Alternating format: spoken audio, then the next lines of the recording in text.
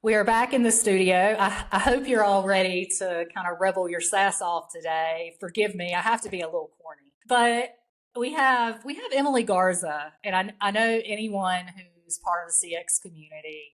You've seen Emily's awesome stuff. She's got a lot of really creative content all year round, and particularly around the holidays. I'll let her share a lot about that, of course. But in her spare time, no, not really, because she doesn't have any. She's head of customer engagement and has been for a couple of years out there. So really just happy to have you in the studio, Emily, to bring your expertise and just awesomeness into the audience today. So thanks for coming on. Thank you for having me. Yeah. So I think we talk a lot about journey, and I know you present at a lot of conferences and in conversations with different people around the community. Everybody says, "Oh, will you tell me about the," and it kind of seems like a Hallmark. It's like everybody goes to the vineyard and gets the date. But Yeah. but like I think it's important because it does make up fundamentally who we are, and I think we can't lose sight of that in a world where we're trying to amplify and kind of exponentially enable through artificial intelligence and technology. So tell us about your journey. Like, how did you get to where you are now? Well, so I'll say I live in Napa, California. So the vineyard, I'm trying to make that a reality here. I'm sorry. I knew I liked you before, but I'm all, yes, Emily, yes. Maybe shortened version is I started my career at a big company. So working at AT&T, really great for learning fundamentals, learning a lot of structure. I did kind of sales account management roles there, and then realized I needed some more space. I wanted to be a little bit more creative and strategic and help build. So I ended up moving over to a company called Fastly and did sales enablement there. After a slight hiccup, I was hired for a different role. Then they hired someone else. Startup life. It was a good introduction to it. I think we've all had those hiccups, right? Yeah. I still had a job and I was thankful for that. Then it did sales enablement there for 2 years. We realized that we needed more of a concerted post-sales effort. So built out a customer success account management function there. Did that for about 4 years. Grew the team from me putting my hand up saying, let's do this to 30 people globally. Then it got to a point where like it was working. And so I said, okay, I still have a little energy left. Let me do it again. I went to a Series A, ran all of post sales there, and then most recently have been at my current company, Unit 21, for just about 2 years running post sales. Oh my goodness. Okay, so because I've got to figure this out too. What's your favorite food and a fun fact? We're gonna get cheesy today, Emily. Talk to us about that. Like, what's something people don't know about? So, favorite food, chocolate. Let's say Yes, dark chocolate. That counts as a food, right? yes, yes. Yeah, I'll do Italian and chocolate if that works too. yes. Really. And then I need to go exercise, which actually relates to my fun fact. So I don't know if it's very fun to everyone, but I ran cross country and track in college. Oh, that's cool. Yeah, no, that's awesome. I always find it so remarkable when people like you are like, I did this remarkable thing in college. Do you know what I like ate pizza in college and put goldfish in my macaroni and cheese. Like it wasn't. There were a lot of Fruit Loops involved as well. Yeah. Fruit Loops are amazing. They're so darn good. We talk about a lot on the show. We've had some amazing people across kind of the go to market. You know, just really just inbound, outbound. You can imagine it bound. Sorry, I have to make fun of a little bit of it, right? But anyway, we talk about positive rebellion, what that means, why it's important. I'm curious what positive rebellion is to you and what's something that you've done in your career that you've been like, hey, yeah, that's different. That was kicking the tires, right? Doing something to move forward, all the things.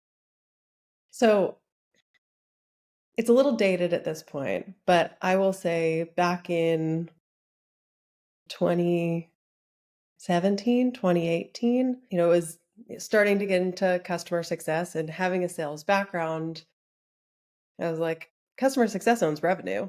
And at that point, I think a lot of customer success was like trying to distance themselves from revenue, right? Like, we don't want to be account management. We don't want to confuse the customer about the value that we are providing. We're just the strategy value people. We're not revenue people. And it's been a fun journey to kind of see that evolution. I actually remember this is like kind of embarrassing. So here I am bearing it all. Um, the first conference talk that I ever did was in Boston, and it was through the Customer Success Association. They somehow took a chance on me, and my talk was on like CS owning revenue, and it was yeah, a handful of years ago at this point. But the embarrassing thing was it was my first talk. I was so darn nervous. They told me there was a podium, so I was like, okay, I can steady myself. The podium was clear, and so everyone just saw my leg shaking the whole time. It was clear. You know, though, I'm proud of you, though, for what it's worth, because I think that the people that I want to be around, and I love Parks and Rec. So if you ever heard of Amy Poehler, that cheesy joke where she's like, I want to be around the people that do the things, right? I think it's big because, and I think people do things. And Maria Scobie was great when she came on the show. She was sharing this with us. It's like doing things before we're like ready, Mhm. you know? The first presentation is going to be bad. I guarantee you, you go back and listen to the first few episodes of this show, they are not good audio quality wise. You Dylan got to start Young, somewhere. if you're listening out there, I know you have amazing video editing skills and all the things for pod. I am not I was not. I was this person that like got laid off that was like, hey, I need to do something to not cry in the kitchen corner. So yeah, that's cool. I think that it's interesting when we're talking about things that are, outdated and the evolution of kind of customer success, just, post sales in general and what that looks like toward that end. What do you think when you think about across that journey, you've seen it at 30,000 feet. What do you think we're still not getting right? So one of the like big friction points that I think there's an end in sight, at least is what I'm hoping. Mm-hmm. Like sales to CSM handoff, like Oh, nobody likes it, right? Like the AE hates it, the CSM hates it, right? Like the AE doesn't want to fill in more information. They got the deal done, like they want to go celebrate. And depending on the AE, like level of documentation through that, very hit or miss. There's a reason AEs are AEs and CSMs are CSMs. But then from the CSM side, like you always want more information, right? And the AE, like filling in this required field with 2 words, like doesn't give you what you want. And so I feel like that's just always been this friction point of like, tell me more. And the A's like, I don't remember, especially if it's a long sales cycle. mhm. Like I don't remember 6 months ago. I personally can't remember last week. So like I get it. And so what I'm really Yeah. hoping is like with all the advancements in like meeting recording and stuff like that, all of the AI, right? Like I just want to give AI, here's like the template of information that I need. Go pull all of the different calls during the sales cycle and pump that out. And we don't have that built yet, but we are in conversations of like, we got to get this solved. Like there is technology. Yes, because that, to your point, I mean, how opening would that be to be able to say, "Hey, this is what I'm looking for. This is what I need. This is what my team needs." Because to your point, there's always a post sale. There's always that handoff playbook. Usually it's in it was in the CRM originally, then it was in the Mhm. CS automation tool, and you know, and it's just like you say, the sales guy's like, man, nah, and the CSM's over here like, or the project manager, or both. Are Mhm. over there like, yeah, but I really need this. So turns out to be able to stand this up by X date, I actually really have to. So it's interesting you say that. For sure. I like the, digging into the AI aspect and bringing that in and being able to find a solution. It's pretty cool. I think this oddly goes right organically. It's like we planned this, Emily. Like now it brings us into the next thing, right? I mean, how is AI going to like change the game, in project management and success? And then like how does it change the way they work together? That's kind of, to me, that's a sexy concept, right? It's like, I can't stand the whole, it's just, and I think for people like you who have led, grown, and mentored people and community and team members, right? You've done this from scratch. So you see the connections, right? So anyway, I was just really curious to pick your brain. Yeah. I mean, I will Also, you're talented at this because I am bearing my soul. Uh, I am an AI laggard. So I am like working really hard to catch up on things, but definitely don't have it all figured out and don't have a year or two of experience of like, oh, we've been using AI for this. So I'm trying to catch up. But as I think about, what does our next year look like and what are the things that we're starting to like piece together and look at possibilities. To your point, it's a lot of how do we make a smoother customer experience, right? Like our implementation or project management team is separate than our CSMs. We're just at that stage where we need the specialization and their different skill sets and everything else. But the customer doesn't really care, right? Like the customer just wants the experience with your company to be smooth. And so the more that we can leverage technology to do that, like the better. And so, even, we're talking about AE to CSM handoff, but also like an implementation or project management handoff to CSM, right? Because they're gathering during that time period additional information as well. So another kind of like use case of AI handoff there. I think it's also what I'm excited about is can we leverage AI to automatically update project plans, right? Hey, this is what we talked about on the call. Here are the dates that change. Here's the status, changing owners. Like all of that is a lot of manual work after a call to keep updated. And what I would really love from a project management standpoint is AI telling me like what we need to do better in terms of an implementation. So actually, every time you do this step first, it goes faster. Every time you do that second, it's slower. Wow. Like, it's like stuff that when you're in the day to day, you don't necessarily think about, but finding those trends and actually being able to improve our process because ultimately, like the goal of the project management or the implementation is get customers live, both fast and efficiently, but also like correctly. What we like over indexed on at one point within the company was fast. But then you get customers set up with an MVP model and they never fully adopt. The resources that they need to get additional stuff into the system disappear. And so they kind of limp along and then you can't be surprised when they churn. So I think it's really like being able to identify upfront what is needed. How do we set up these customers for success? How can we be dynamic with them as they change? And then how do you share that information so that, it's really clear, here's what we covered, here's where the gaps were, here's where CS, you need to jump in and make sure that like this part 2 doesn't fall off. And the AI could unlock all kinds of fun stuff that we could It's going to learn. solve the world. We're going to be great. Yeah, it's going to solve the world. Well, I mean, the other thing is that I've thought about, and I can't help but go there because, I mean, you're spot on.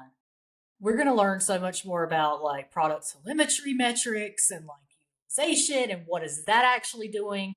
What are people doing with our product and why the hell does that actually matter? And then there's this push and pull that we can use as people that are trying to build this out functionally to say, okay, well, this is really what our customers are doing and thinking. So I think we've Mm-hmm. tried to do that, right? We've done silly metrics and said, oh yeah, well, you know, maybe we could figure out if a customer will churn or not by gauging some type of CSAT. Well, then that's not enough. So let's look at customer effort scores post certain, engagements. But then you start talking about, product focused utilization. What is time to first value? I love that because it's like okay, great, but that could be different to everybody and it probably should be. So are we having the right conversations? No, because we are not looking at the data. Mm-hmm. So that's pretty cool. And you talk about streamlining the customer experience and I love that just in how you lead and the way you try to teach in the community. I haven't actually gotten to experience one of your presentations yet, but I would love to at some point and intend to do so.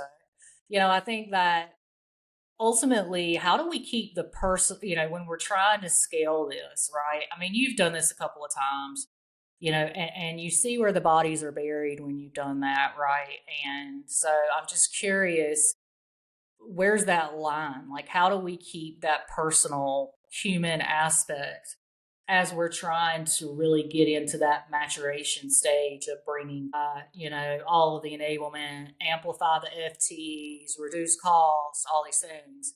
Like, I'm just curious. Yeah. So if you're in an early stage startup, you probably have to have the human approach because you probably don't have enough tooling. So we'll start there. We ain't got budget for that. You better go make that call, girl. I've been there. I've been there. As much as there are like amazing things out there, and I think, more will either become free or we'll be able to like understand some of the free stuff and how we can best leverage that. Like I still use spreadsheets too, right? Like, it's part of the evolution. But I think how we leverage AI to like better support our customers and give them a more personalized experience, because at some point, ideally, your number of customers grows. Your CSM team probably doesn't grow quite at the same rate. There's always that balance of how do you argue and position for more headcount? And so it's like, how do we bring great if you can get to like an extremely singularly customized interaction with the customer, but also like baby steps. So how do you start to just segment a little bit more? And so one of the things that we're doing is, okay, new customer coming in, let's figure out what industry that they're in. We can use AI for that. What customers are they similar to? And now what we've been able to start doing is, okay, these types of customers have this sort of setup, and that is going to set them up for success. And even that is an evolution from, hey, here's the generic setup that everybody gets. So it's like taking, again, I'm early stage here. So Yeah. some other people are like, yeah, we did this years ago. But, it's taking kind of those baby steps of, how do you, if you can't individually personalize, which is really hard and requires probably more tooling and maybe like a dedicated like ops or analytics person, which at a startup you don't often get.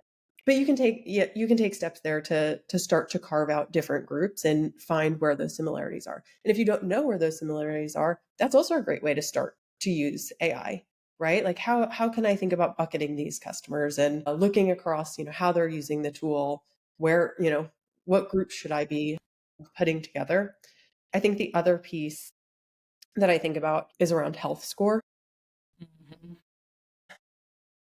I have once created a health score. I couldn't tell you if it was good or not. It was directionally correct, but by the time it came out, we kind of already knew, like it didn't tell us that. Mhm. Yeah.